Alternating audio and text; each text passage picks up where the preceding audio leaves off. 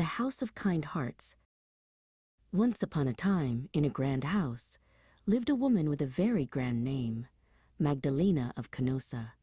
But even grander than her name was her heart, which was big and always open. Magdalena had inherited many wonderful things, but she didn't want to keep the treasures to herself. She looked out her window and saw others who were sad or lonely. My heart tells me I must help, she decided. So Magdalena opened the doors of her beautiful home and used her inheritance to start a special kind of school and shelter. First, she went to the people who were sick. She visited hospitals and small, dark homes, bringing warm blankets and kind words, making sure everyone felt loved.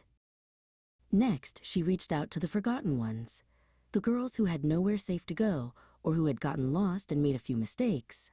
These girls needed light and a second chance. One of those girls was named Lumina.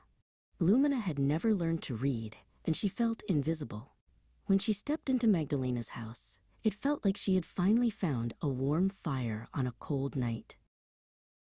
Magdalena taught Lumina and the other girls how to read, how to sew, and most importantly, how to believe in themselves and their own goodness. They learned songs and prayers, and they learned that a kind word is just as important as a warm meal. Magdalena showed them that their hands were meant for creating, not for hiding. Magdalena's big heart and generous gifts started a ripple effect. Soon, others joined her to help the poor, the sick, and the abandoned, making the world brighter, one kind deed at a time. And that is how Magdalena of Canossa proved that the greatest inheritance of all is the chance to share love and kindness with everyone who needs it.